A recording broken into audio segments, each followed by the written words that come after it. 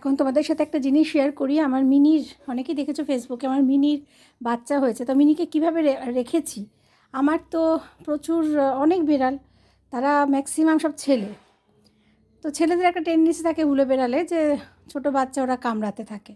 Plus আমার ঘরে কুকুরও আছে দুটো। তো ওই জন্য মিনির বাচ্চা হয়েছে, তো এইভাবেই আমি রেখেছি। এটা হচ্ছে আমার জানলা, হ্যাঁ, জানলাটা পুরো লক, ফুল লক করে দিয়েছি। এবারে দেখো, এটা আমি খুলছি, এই যে।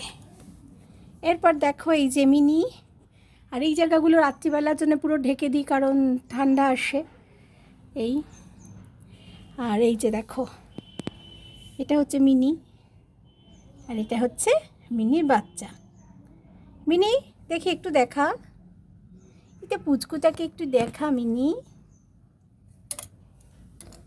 মিনিকে এখানে আমি খাবার দাবার দিই, আর এইটা একদম ফুল ওকে সেট করে দিয়েছি। আর ওই দেখো মিনির বাচ্চা এইভাবে থাকে, যতক্ষণ না চোখ ফুটবে এভাবেই থাকবে, ও এখানেই খুব ভালোভাবে থাকে। মিনি, এইভাবে ওকে রাখা হয়েছে পরম যত্নে।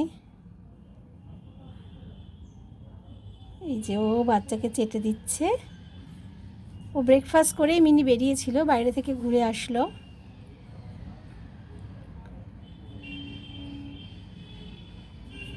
এসো দেখে নিচ্ছে ওর বাচ্চা সব ঠিকঠাক আছে কি না। এইভাবেই ওকে আমি রেখেছি।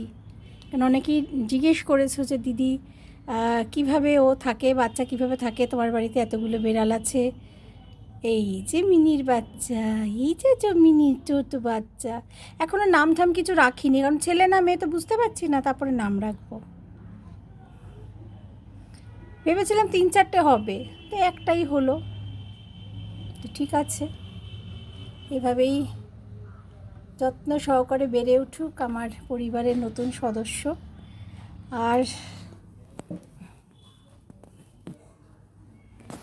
আর এটা হচ্ছে বাচ্চার বাবা, কোনো হুঁশ নেই যে বাবা হয়েছে।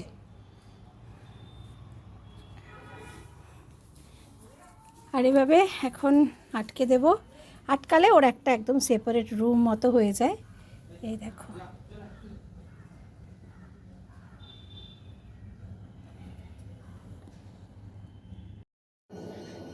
আজকে বিয়াসে বাবার জন্য যে ব্রেকফাস্টটা বানালাম, মানে ব্রেকফাস্ট বলতে টিফিনে যাবে, সেটা হচ্ছে এটা ডিমের পরিমাণটা একটু বেশি দিতে হবে, আর ময়দাটা অল্প। এখানে আমি 2টো ডিম দিয়েছি, আর ময়দাটা খুবই অল্প দিয়েছি।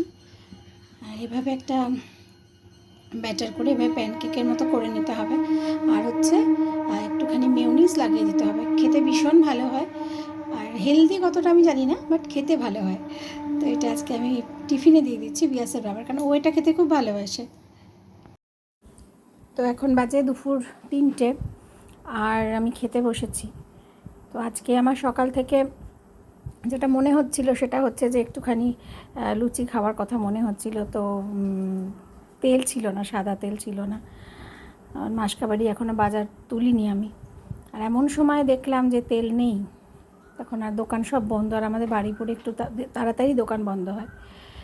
তো ওই জন্যে আমি তো তেল নেই যখন দেখলাম, ময়াম দিয়ে তো লুচিটাকে মেখেছিলাম, দিয়ে তখন আমি কী করলাম, আমি ঘি দিয়ে লুচিগুলোকে ভাজলাম। কারণ আগেকার দিনে তো ঘি দিয়ে লুচি ভাজা হতো, ঘিয়ে ভাজা লুচি বলে না। তো এই হচ্ছে আমার দুপুরের খাবার, একটু পাঁপড়, আর এটা করেছি পটল আর আলু দিয়ে, সাদা আলুর যে তরকারিটা হয়। মাছ নিয়েছি, 1 পিস খাওয়া গেছে, আরেক পিস রয়েছে। মাছটা মেনলি আমি নিয়েছি ঘটুর জন্যে, আর হচ্ছে লুচি। তো খেয়ে নিই, তারপর সন্ধ্যেবেলা কথা বলবো। আর ঘটুর অবস্থানটা একটু দেখাই, এই যে ঘটু। এবার ঘটুকে যদি আমি এখান থেকে মাছ দেবো, তো ওটা নিয়ে বসে থাকবে। এই ঘটু, ঠিক এই অবস্থান। হ্যাঁ, ঘটু খাবে, এটা ঘটু খাবে। দেখো, এই ঘটু খেয়ে নিল। ঘটুর শরীরটা একটু খারাপ, ট্রিটমেন্ট চলছে, একটু ঘা মতো হয়েছে, না ইনফেকশান হয়েছে। যাই হোক, চলো বন্ধুরা খেয়ে নিই, তারপরে আবার তোমাদের সাথে কথা হবে। নমস্কার, কেমন আছে সবাই? সবরই কথার একটি নতুন ব্লগে তোমাদের স্বাগত জানাই। আজকে হচ্ছে 7 মার্চ। আর আমি কালকে একটু একটু করে ভিডিও তুলেছিলাম, একটু একটু করে মানে তুলেছিলাম আর কি। ব্লগটা শেষ করব রাতে, তোমাদের বললাম যে শেষ করব, কিন্তু সত্যি কথা শেষ করতে পারিনি, একদমই আমি সময় পাই না। শাশুড়ির ওখানে খাবার নিয়ে গিয়ে আসতে অনেকটা রাত হয়েছিল। তারপরে ওই বিয়াস ঢুকলো, বিয়াসের বাবা ঢুকলো, পরপর ওরা আসছে, তারপরে আর হয়নি, রাতেও রান্না থাকে আমার। তো এইভাবে আর ব্লগটা শেষ করা হয়নি। তো আজকে ভাবলাম যখন বাড়িটা ফাঁকা হয়েছে, কারণ বিয়াসের বাবা অফিস চলে গেছে, বিয়াসও একটা কাজে ওর ইউনিভার্সিটি গেছে, তো আমার মনে হলো যে এখন একটু ব্লগটা শেষ করে নিই, কারণ তারপরে আবার আমি রান্নাঘরে ঢুকে যাব, আর তো হবে না। আর সারাটা দিন এই যে ব্যস্ততা আমার চলে, এই যে আবার একটা নতুন যে বাচ্চা হয়েছে মিনির, তো ওকে সবসময় খুব প্রোটেকশানে রাখতে হচ্ছে, কারণ আমার বাড়িতে সব কটা বাচ্চাই হচ্ছে ছেলে, আর মিনি আর মিঠি হচ্ছে মেয়ে। আর হুলো বিড়ালদের একটা টার্গেট থাকে কি, ছোটো বাচ্চা কারো কিছু করে না, মানে জাস্ট ধরবে, মানে আমরা বাচ্চাদের কোলে নিই না, ওরা ওরকম মানে ওই দাঁত দিয়ে ধরে, ধরলে পরে বাচ্চাটা মরে যাবে। এই জন্যে ভীষণভাবে প্রোটেকশানে ওকে রাখতে হচ্ছে, তার জন্য একটা সাজ রব আমার মধ্যে। সারাদিন এই তো ঘর সংসার নিয়েই আছি, শাশুড়িকে নিয়ে আছি, খাবার দাবার দিচ্ছি, পাঠাচ্ছি, আমি যাচ্ছি, করছি, সারাক্ষণ এই চলছে। বাবা মা তো আছে, বিধানি বাবা মার কাছেও খুব কম যাওয়া হচ্ছে, কারণ ব্যস্ততা খুবই আছে। তো অনেকেই আমাকে বলে যে, যারা আমাকে সত্যি খুব ভালোবাসে, যে কী দরকার কুকুর বিড়াল রাখার বা কী দরকার। এখন ব্যাপারটা হচ্ছে যে এগুলো না ওরা ওদের ভাগ্যে আসে, আমি কোনো দিন ভাবিনি যে আমি এদেরকে পুষবো বা কিছু। শিলিগুড়িতে সেরকম কিছু ছিল না, বাইরে হয়তো খেতে দিতাম, কিন্তু শিলিগুড়িতে আমার সত্যিই সেরকম কিছু ছিল না। কিন্তু এখানে আসার পরে একটা পিয়াসের মধ্যে একটা একাকিত্ব দেখা দেয়, যেটা ওর পুরো স্কুলিংটা ওখানে হয়েছে, বন্ধুবান্ধব সমস্ত ওখানে, আর ছোটোবেলাটাও খুব ভালো কেটেছে। হয়তো ঈশ্বরের আশীর্বাদ যে আমরা জীবনের অনেকটা সময়, প্রায় 13 বছর আমরা শিলিগুড়িতে থাকতে পেরেছি, হাউজিংয়ে থাকতে পেরেছি। তো মানে ভীষণ ভালোবাসা, খুব আদর, বন্ধু বান্ধব সবার মধ্যে বিয়াসের কেটেছে।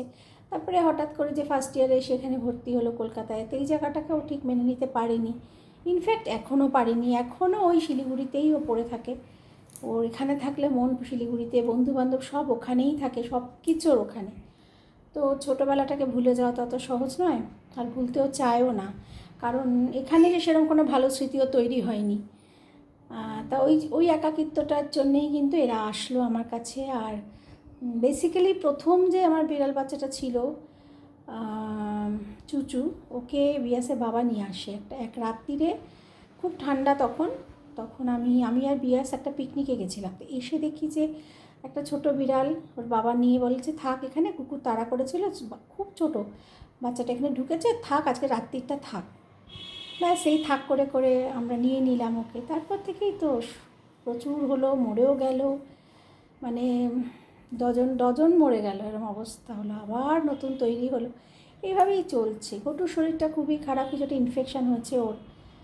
আর ইদানিং সন্টুকে নিয়ে তো সোশ্যাল মিডিয়া তোলপাড়, আমিও খুব কেঁদেছি, আমার একদম ভালো লাগছে না সন্টুকে, সত্যি খুব আমিও খুব ভালোবাসতাম, খুব কষ্ট হয়। তা ইদানিং ওই ইচিং টাইপের ওর হয়েছে, আমি ডাক্তার দেখিয়েছি, ওষুধও চলছে, এখন দেখা যাক। ডাক্তার বলছে যে ভিটামিন ডির অভাবে হচ্ছে, কারণ ঘরে থাকে তো এখন নিয়ম করে আমি পুজনকে নাবাচ্ছি, গটুকে রাখছি 1.5 ঘন্টা মতো রোদে রাখছি, কথা বলছে, আবার চিন্তা হয়েছে পরি আবার কিছু করলো কি না ছোটো বাচ্চাটাকে। যাই হোক, তো এখন এই দিন এরকমইভাবেই কাটছে, কারণ ব্লগ একদমই করতে পারছি না, করতে খুব ইচ্ছা হয় কিন্তু ব্লগ করতে পারছি না। আর বিভিন্ন রকম সমস্যাও তো রয়েছে। তো সবাইকে একটা কথাই বলবো যে সবসময় আমার পাশে থেকো। আমি অনেকেই আমাকে এই কথাটা বলেছে, যে 1-2জন বলেছে, সবাই না, যারা যারা একটু বোঝে তারা বলে না, কিছু আছে তারা বলছে এর অনেক টাকা পয়সা কামাচ্ছ নাকি। সেটা নয়, তোমরা ভালো করে জানো যারা ব্লগিং করে তাদের কোনো মানে সেরকম কন্টেন্ট বা সেরকম না হলে পয়সা আসে না। তো আমার কথা কি, আমরা তো বাচিক শিল্পী, আমরা কথা বলতে ভালোবাসি, কথা বলা একটা আর্ট, সবাই পারে না। তো ওই জন্যে আমার কথা বলতে ভালো লাগে, সারাদিন একাই থাকি, কাজকর্মের মধ্যে থাকি, কথা বলার সেরকম কেউ নেই। বিয়াস থাকলে একটু একটু কথা হয়, কিন্তু ওরাও তো কাজে ব্যস্ত থাকে সবাই, আমিও প্রচুর কাজে ব্যস্ত থাকি, কিন্তু কথা বলার তো লোক নেই। তাই জন্যই বললাম যে প্রতিভা থাকলে সবাই, বাচন ভঙ্গিটা ঠিক থাকলে সবাই তো ব্লগ করতেই পারে। প্রচুর বন্ধুবান্ধব আমার ব্লগ করছে, তারা সবাই আমাকে উৎসাহ দেয়, আমিও তো উৎসাহ দিই। তো এইভাবেই কাটছে জীবন। আর একটাই রিকোয়েস্ট করবো, সবাই সবারই কথার সঙ্গে থেকো, আমার ব্লগটা একটু দেখো, আর ভালো থেকো, সুস্থ থেকো, আর ভালো রেখো সবাইকে।